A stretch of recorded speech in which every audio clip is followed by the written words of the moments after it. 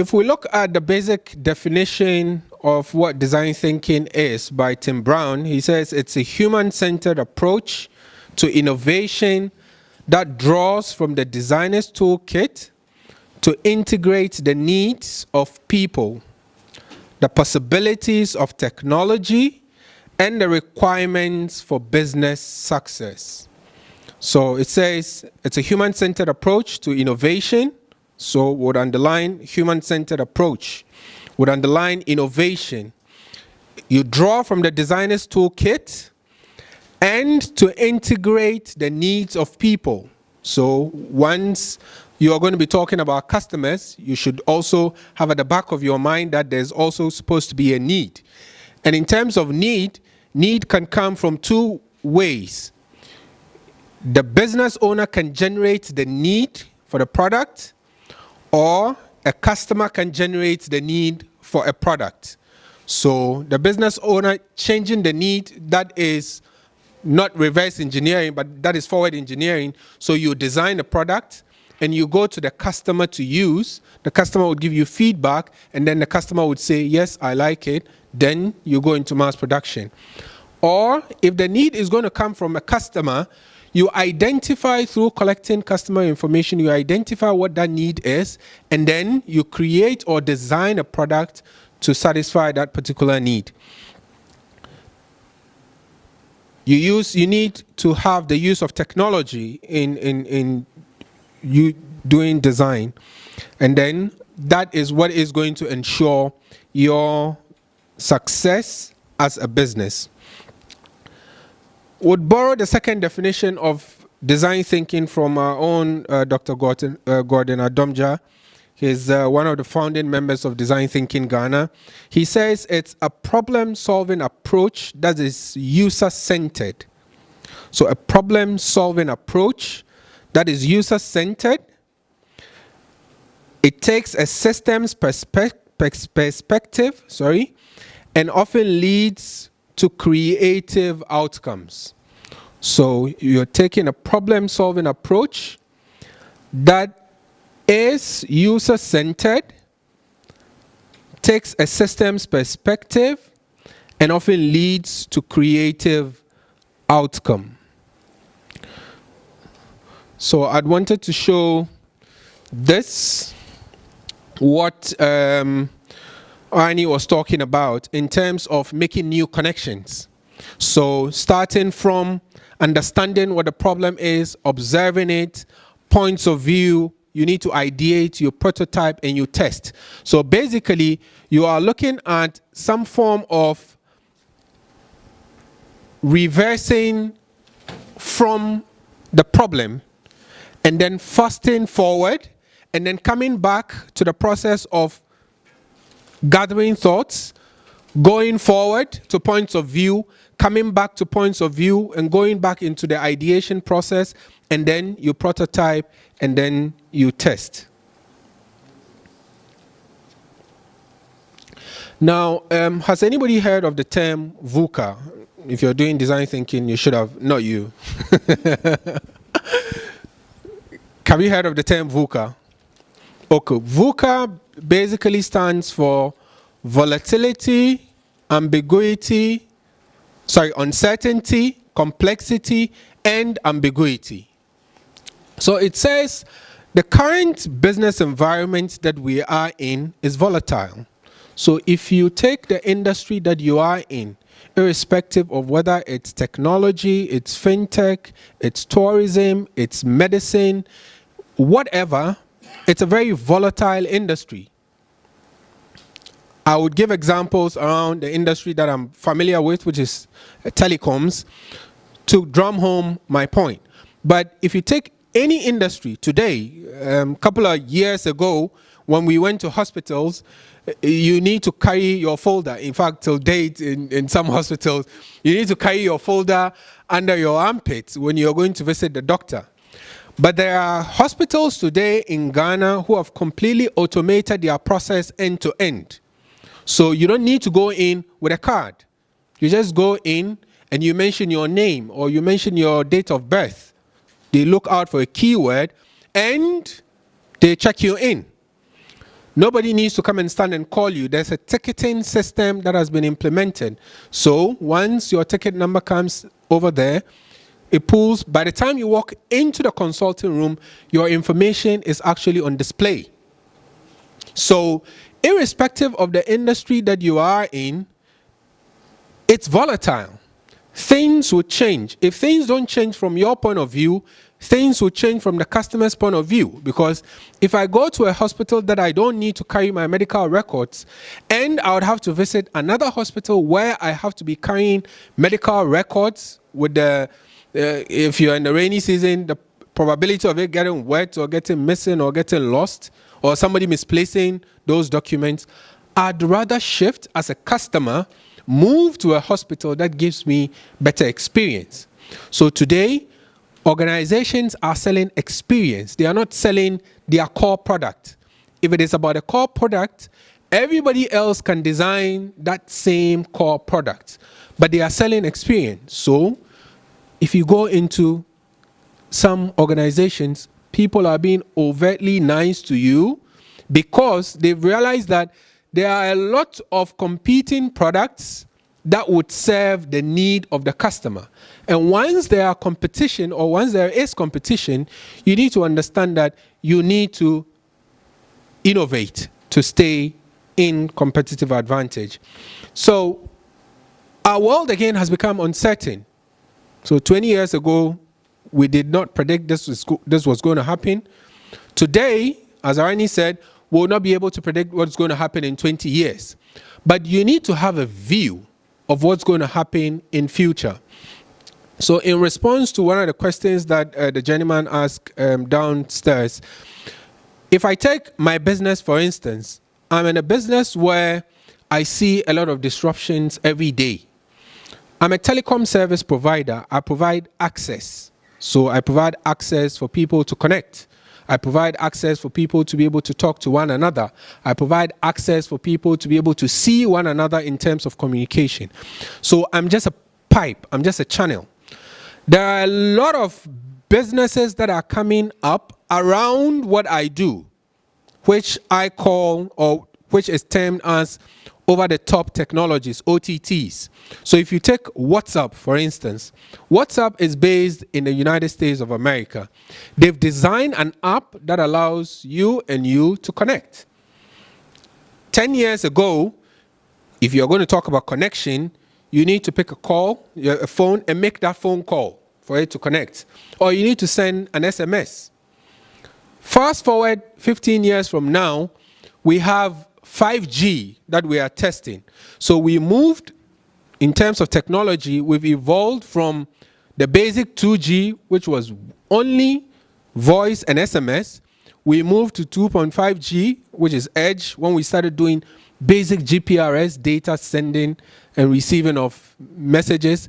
Then we moved into 3G and 4G, and we are now testing 5G, which is quadrupling the speed of transmitting data.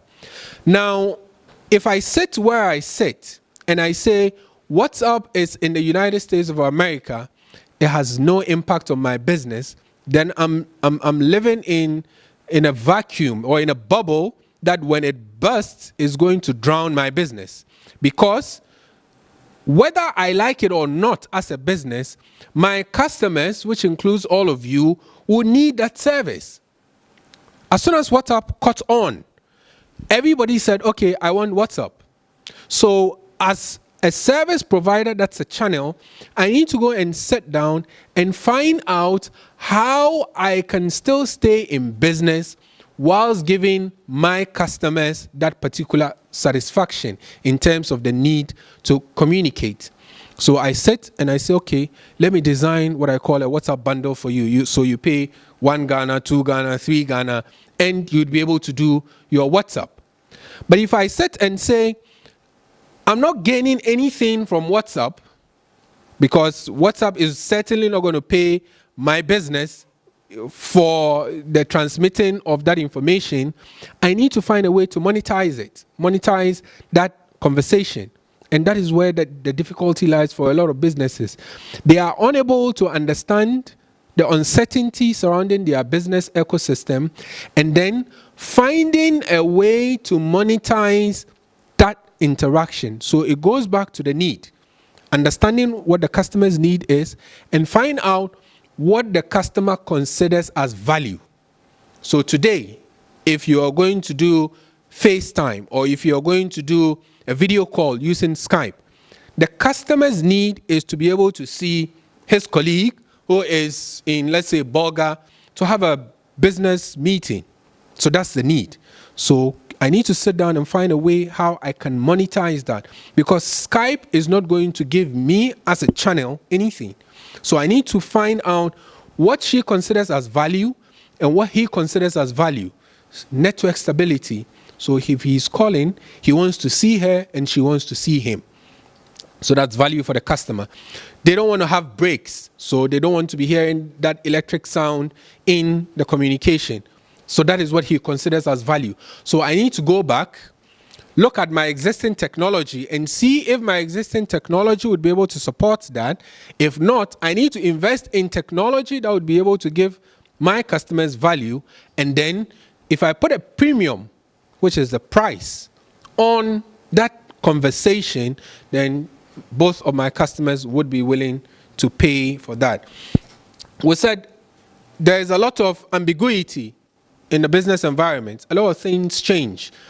From regulatory, if you're working in an industry such as mine, where you have multiple regulators. So you have the National Communications Authority regulating you on the mobile side, and then you have the central bank regulating you on the mobile financial side. You have that complexity of satisfying the need and the requirements for both of these regulators. So in the same way, if you're working in tourism, if you're working in healthcare, that you would have that complexity within that environment where you need to satisfy certain basic law requirements. I'm not too familiar with the health environment, but sanitation and keeping the place healthy, I believe, is one of the key things that you should be looking out for. So how would I ensure that my business environment is, one, safe for my employees, two, is safe for my customers, so that you don't end up on the bad side of, your regulators. So basically we are saying design thinking is at the midpoint between analytical thinking and intuitive thinking. So intuition has to do with hunches. There are times that you are going to take a decision and you can feel something within you telling you that, okay, this is right or this is wrong. So that's a hunch. That's intuitive thinking. And analytical thinking is looking out for facts. So you're looking for the facts and numbers to arrive at your decision. But design thinking is at the midpoint of the two. So it combines both analytical thinking and intuitive thinking. So it's sort of a 50-50 of both. Okay. It's a shame the projector is still not up on, but okay. So on MPS, sorry. Yes. C, that's complexity. So we are in an environment where you would have a lot of interdependent relationship. You have matrix relationship. Whatever environment that you are in would have a lot of supporting businesses around you. So if you are into tourism, in terms of complexity, you are a facilitator, you are a vehicle, you drive people from one place to another. You need to first identify locations. So that person who has a building or is managing a particular site needs to understand that that site would have customers coming to them. So he needs to keep the place well. So that is one aspect of your business. If you are going to travel to that destination, though, you would require a vehicle, you would require transportation. So those in the transportation industry are also your stakeholders. They are part of your ecosystem. Now, if there are increases in fuel, certainly that is going to increase the cost of transportation to whatever destination you are taking your customers. And whoever is there, assuming electricity is also unstable and he needs to put on the generator, that is also going to impact on his cost of operation. So he must increase the cost of entry. And you who is looking at the entire ecosystem, the entire chain from beginning to end, you need to look at how you are also going to make your margins. So in terms of complexity, there are things that you have control over which are very peculiar to your business, but a lot of the things you do not have control over. So because of that complex nature of business environments now, it makes innovation very critical. It makes fast-forwarding thinking very important. It makes you understanding and collecting customer information to make your business competitive much more important and much more critical. So basically that is what is that around the complexity. So we'll park DT now. MPS, it was a concept that was introduced by a company called Bain & Company and another company called Sadmatrix. They developed this concept sometime around 2003, where they published an article in the Harvard Business Review, which was titled, "One Number You Need to Grow." It's a very simple metric, a very simple number. They titled their article, "One Number You Need to Grow." And they defined Net Promoter Score as a management tool that can be used to gauge the loyalty of a firm's customer relationships. So the Net Promoter Score, or the NPS, is a management tool that can be used to gauge the loyalty of a firm's customer relationships. So as I mentioned earlier, it's one of the tools that you'd be able to use to collect customer information. Aside that, in terms of collecting customer information, traditionally it used to be through collecting, doing what we call the customer satisfaction indexes report, or doing what we call a focus group discussion, where you bring a cross-section of all your customers across all the various segments and you ask them feedback about your about your product or service. We would be looking at the reason why I chose the Net Promoter Score, because of its simplicity and how easy it would be for you to gather that customer information. And it gives you a very clear picture of whether your customers are going to enjoy your product or service or not. So we are saying the Net Promoter Score also measures the loyalty that exists between a provider and a consumer. So the provider can be anybody. It can be a company. It can be an employer. So if you're an employer, if you want to test whether your employees love your brand or not, you can use this tool to ask them a very simple question, which we'll be coming to in the next slide, or any other entity. And then the consumer is a person who consumes your product or service. It could be an employee or any respondent to the survey. So anybody who is within your ecosystem that you feel has got valuable inputs to give to you, then the person is a respondent to your survey. Now the question for the NPS is simple. It just asks, how likely is it that you would recommend our company, it could be our product, it could be our service, to a friend or a colleague? That is the Net Promoter question, NPS question. How likely is it that you would recommend our company, our product, our service to a friend or a colleague? And the scoring for this answer is given on a scale of 0 to 10. So the question is, how likely would you recommend my product, my service, or whatever that I'm giving you to a friend or a family or a colleague? And the rating scale is from 0 to 10. Now, after identifying or after getting that particular rating scale, your customers are now segmented into 3, or your respondents would now be segmented into 3.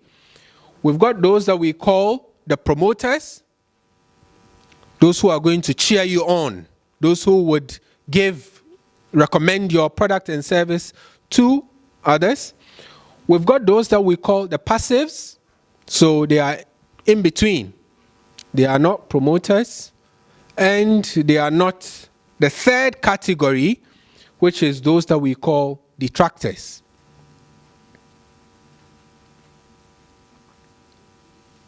So you've got promoters, you've got passives, and you've got detractors. Now, those on the rating scale who score you between 9 and 10 are those that we call the promoters. Those who score between 7 and 8 are those that we call the passives. And those who score you between 0 and 6, we call them your detractors.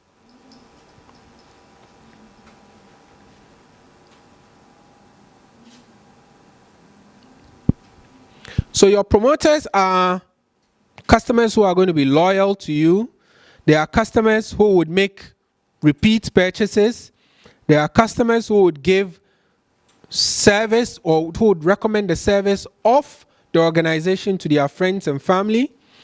They will talk about your brand to their friends and services. And we know in terms of cost of sale that for you to go out to acquire a completely new customer, it costs you 5 or 6 times if an existing customer would just recommend your product or service to somebody else. It would cost you 5 or 6 times. So coming back to my business again, before I would be able to sell one SIM card, I need to first produce that SIM card, which costs me over $5, import the SIM cards into the country, put what I call a welcome package on it. So all in all, that SIM card is going to cost me around $10, but I have to sell it at 2 cedis. And mind you, whoever is going to sell that SIM card on my behalf, which is my sales force, I need to pay them a salary. If they will need a car to go to their location, I need to fuel that car. If the car breaks down, I need to fix that car. So all of these feeds into my cost of sales. But it would be easy for me to make a promoter of David and then tell David that, would you recommend my service to Judith? My cost of sales is 0. Completely 0. So whatever $10 or $20 that I put on costing of acquiring one customer, if I can get one individual to promote my business, it means that my cost of sale is 0. So that increases your efficiency within the organization. It reduces your operating cost. And for every business, this scenario applies. Once, even in circumstances of social impact initiatives, you still need people to hop on board. It's easier for you to get a movement when you are able to convince your friends and family to be able to join you, rather than you going out there to recruit new people. So your promoters are people who would go out of their way to recommend your business, to recommend your service to their friends and family. And how do you measure that? Simple. How likely are you to recommend my business to somebody? We'll be looking at when to ask this question. So those that are the passives, those that are between 7 and 8, they are basically people who are neither promoters or detractors. So they are there in the middle. So we'll look at what would contribute to customers becoming passive about your product or service, because it means that probably in terms of the functional requirement, the product is just an okay product. So you need to look at your functional requirement and your emotional requirements as well. They are indifferent about your brand. So they are just okay, they are in the middle. It is easier for businesses to convert your promoters into, your passives into your into your promoters. So somebody who is not your cheerleader, he doesn't cheer you on your product or your service, you would be able to convert him to become a promoter by understanding the reason for him sort of sitting on the fence.